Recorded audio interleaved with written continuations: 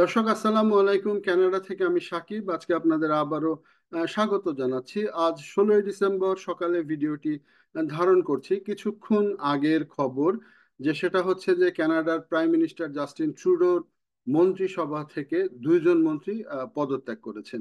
এবং এই দুইজন মন্ত্রীর পদত্যাগের ঘটনা কিন্তু জাস্টিন ট্রুডোর এই মাইনরিটি গভর্নমেন্টের জন্য একটি অশানী সংকেত বলবো। অশনি সংকেত, কারণ জাস্টিন ট্রুডো এই মুহূর্তে রাজনৈতিকভাবে খুবই নাজুক অবস্থার মধ্যে রয়েছেন।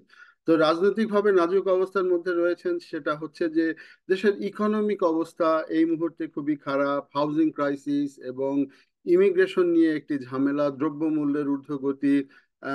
ব্যাংকের ইন্টারেস্ট রেট যদিও কমাচ্ছেন, কিন্তু তিনি দ্রব্যমূল্যের যে ঊর্ধ্বগতি সেটি কিন্তু তিনি রোধ করতে কোনোভাবেই পারছেন না।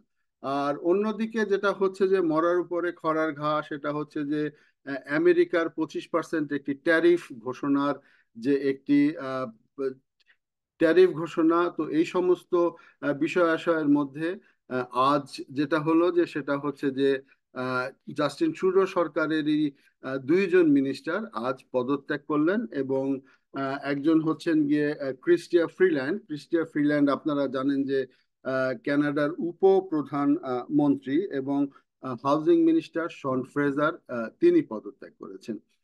এবং ক্রিস্টিয়া ফ্রিল্যান্ড এই ট্রুডো গভর্নমেন্টের একজন অন্যতম প্রভাবশালী মন্ত্রী ছিলেন। এবং ধারণা করা হচ্ছিল যে যদি প্রাইম মিনিস্টার জাস্টিন ট্রুডোর পরে নেতৃত্বে ওনার নামটা আসার কথা ছিল, কিন্তু তার পদত্যাগের ফলে তিনি সেই সিন থেকে সরে গেলেন এবং সরে গিয়েছেন। এবং তার যে পদত্যাগটা হয়েছে সেটা হচ্ছে যে গত শুক্রবার প্রাইম মিনিস্টার জাস্টিন ট্রুডো তাকে অনুরোধ করেছিলেন আহ, তার এই মন্ত্রণালয়টি ছেড়ে দেওয়ার, এবং এই মন্ত্রণালয় ছেড়ে তাকে অন্য কোনো মন্ত্রণালয় অফার করা হবে বলে বলা হয়েছিল। কিন্তু তিনি সেটা না করে আজ রবিবার, অর্থাৎ শুক্রবারের পরে শনি রবি বন্ধ থাকে, এবং এই বন্ধের পরের যে ওয়ার্কিং ডে রোববার দিন তিনি জাস্টিন ট্রুডোর কাছে একটি চিঠি লেখেন। সেই চিঠিতে তিনি উল্লেখ করেছেন যে তিনি আর এই প্রাইম মিনিস্টার জাস্টিন ট্রুডোর মন্ত্রিসভায় থাকতে চান না। আর অন্যদিকে আরেকটি ভাইটাল মিনিস্টার শন ফ্রেজার, যিনি হাউজিং মিনিস্টারের দায়িত্ব ছিলেন। কানাডায় আপনারা জানেন যে হাউজিং ক্রাইসিস রয়েছে অনেক, এবং এই হাউজিং ক্রাইসিসের ফলশ্রুতিতে তিনি সেটা সামলাতে পারছিলেন না, যার ফলে তার পদত্যাগ হয়েছে। আর আপনারা জানেন যে অন্যদিকে প্রাইম মিনিস্টার জাস্টিন ট্রুডোর এই সরকার হচ্ছে মাইনরিটি সরকার। এই সরকার যেটা হচ্ছে যে জাগমিত সিং এর পার্টি এনডিপি এবং ব্লক কুবেক, তাদের শর্ত সাপেক্ষে তাদের সাপোর্টে কিন্তু টিকে রয়েছে।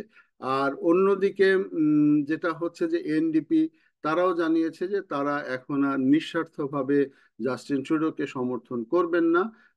তারা হচ্ছে গিয়ে, অর্থাৎ সেশন টু সেশন, যদি মনে হয় যে তারা করবেন কোনো একটা ইস্যুতে, না হলে করবেন না। আর যেটা হচ্ছে যে ক্রাইসিসটা কিন্তু কানাডায় এমনিতেই আছে, তার উপরে আবার শুরু হয় জাস্টিন ট্রুডো, যেটা হচ্ছে যে আমেরিকার নবনির্বাচিত প্রেসিডেন্ট ডোনাল্ড ট্রাম্প, তিনি এসে ঘোষণা দেন যে তিনি 25% ট্যারিফ আরোপ করবে।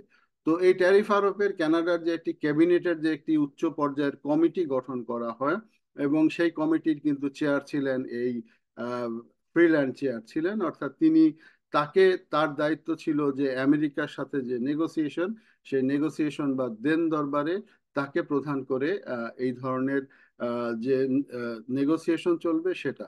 তো তিনি পদত্যাগ করার ফলে আমেরিকার সাথে যে একটি নেগোসিয়েশন, সেই নেগোসিয়েশনটাও কিন্তু একটু ভাটা পড়বে। আর অন্যদিকে আজ বা কাল কানাডার একটি মধ্যবর্তী ফিনান্সিয়াল প্ল্যান ঘোষণা করার কথা ছিল, সেটিতেও একটি চরমভাবে বাধা পড়বে। আর অন্যদিকে ফ্রিল্যান্ড এবং শন ফ্রেজার, তারা দুজনই প্রাইম মিনিস্টার জাস্টিন ট্রুডোর খুবই আস্থাভাজন বলেই আমরা জানতাম। এবং তারা সব জায়গায় নিঃস্বার্থভাবে, যেহেতু দলীয় নেতা জাস্টিন ট্রুডোকে সমর্থন দিয়ে আসছিলেন। তো এক্ষেত্রে ফ্রিল্যান্ড এবং ফ্রেজারের চলে যাওয়া জাস্টিন ট্রুডোর জন্য একটি ধাক্কা, এবং এই ধাক্কা তিনি কিভাবে সামলান, কাকে তিনি এই দায়িত্ব দেন, সেই জিনিসটা কিন্তু এখন দেখার বিষয়। এবং যেটা হচ্ছে যে ব্যাংক অফ কানাডার সাবেক গভর্নর ছিলেন মার্ক, তাকে হয়তো এই জায়গাটাতে আনার একটি চিন্তা ভাবনা আগে থেকে ছিল, তিনি বারবার ডিনাই করছিলেন, এবং এই মুহূর্তে তিনি আসেন কিনা এই যে ইকোনমির হাল ধরতে, সেটা এখন দেখার বিষয়। আর অন্যদিকে যেটা হচ্ছে যে ক্রিস্টিয়া, তিনি কিন্তু 2015 সাল থেকেই প্রাইম মিনিস্টার জাস্টিন ট্রুডোর সাথে ছিলেন, তিনি বড় বড় দায়িত্ব সামলেছেন, তিনি ফরেন মিনিস্টারও ছিলেন, ফরেন মিনিস্টার হিসাবেও তিনি দায়িত্ব সামলেছেন। তো সব মিলিয়ে এই দুইজন প্রাইম মিনিস্টার জাস্টিন ট্রুডোর আস্থাভাজন লোক চলে যাওয়া তার জন্য একটি আঘাত। কিন্তু দেশের মধ্যে থেকেও যে সমস্যায় আছেন, তার পাশাপাশি কিন্তু তিনি দেশের বাইরে থেকেও তিনি কঠিন সমস্যার মধ্যে দিন পার করছেন। তো যেটা হচ্ছে যে বাইরের প্রধান থ্রেট হচ্ছে গিয়ে ইউএসএ, কারণ ইউএসএ এর যে 25% ট্যারিফ, সেই ট্যারিফটা কিভাবে মোকাবেলা করবেন, আদৌ মোকাবেলা করা যাবে কিনা, এবং কানাডা এর এগেনস্টে কি সিদ্ধান্ত নিবেন, সেগুলিও কিন্তু দেখার বিষয়। তো সব মিলিয়ে লিবারেল পার্টি অর্থাৎ প্রাইম মিনিস্টার জাস্টিন ট্রুডোর পার্টি এই মুহূর্তে এই দুইজন মন্ত্রীর পদত্যাগের ফলে আরো নড়বড়ে হয়ে গেল, এবং অনাস্থা আসতেই থাকবে একটার পর একটা।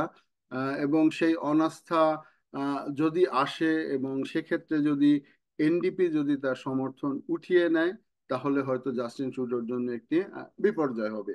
তো অন্যদিকে এখন উইন্টার চলছে, এই মুহূর্তে কানাডার যদি জাস্টিন ট্রুডো যদি অনাস্থাতে হেরেও যান, অন্তর্বর্তীকালীন সময় হিসাবে হয়তো তাকে দেশ পরিচালনা করতে হবে পরবর্তী সময়ে, ইলেকশনের সময় না আসা পর্যন্ত। উম, সময়ও বেশি নাই আগামী ইলেকশনের, এই উইন্টারে যেটা বললাম যে কোনোভাবেই ইলেকশন সম্ভব না। তো নেক্সট স্প্রিং এ হয়তো তিনি যদি অনাস্থায় হেরে যান, তাহলে একটি অল্প কিছু দিনের জন্য আগাম নির্বাচন হতে পারে, অথবা তাকেই এইভাবে জোড়াতালি দিয়ে চালাতে হবে। কিন্তু মরার উপরে খড়ার ঘা কিন্তু আহ, অপেক্ষা করছে আগামী জানুয়ারিতে ডোনাল্ড ট্রাম্পের ক্ষমতা আসা নিয়ে। এবং তিনি যদি ক্ষমতায় আসেন, তিনি যদি 25% ট্যারিফ আরোপ করেন, এবং সেটা যদি জাস্টিন ট্রুডো সামলাতে না পারেন, তাহলে সেটা তার দলের জন্য, তার ক্ষমতার জন্য, এবং অন্যদিকে কানাডার ইকোনমির জন্য একটি বড় ধরনের সমস্যা হবে। যেটা ভিডিও শুরুতেই বললাম যে আহ, ক্রিস্টিয়াকে কিন্তু দায়িত্ব দেওয়া ছিল যে আমেরিকার সাথে নেগোসিয়েশন করা, এবং তার তিনি চেয়ারপারসন ছিলেন, কিন্তু সেটা এখন আর থাকছে না। এখন নতুন করে কে আসেন, তিনি কিভাবে কি সিদ্ধান্ত নেন, সেটা দেখার বিষয়। এবং কানাডার ইকোনমি, কানাডার রাজনীতি এই মুহূর্তে টালমাটাল। তো ভবিষ্যতে কি হয় সেটা দেখার অপেক্ষায় আমরা রয়েছি। নতুন কোনো আপডেট যদি আসে, আমরা অবশ্যই জানিয়ে দিব। এবং এতক্ষণ সঙ্গে থাকার জন্য ধন্যবাদ। আগামীতে আবার নতুন কোনো বিষয় নিয়ে দেখা হবে। সে পর্যন্ত ভালো থাকবেন। আসসালামু আলাইকুম।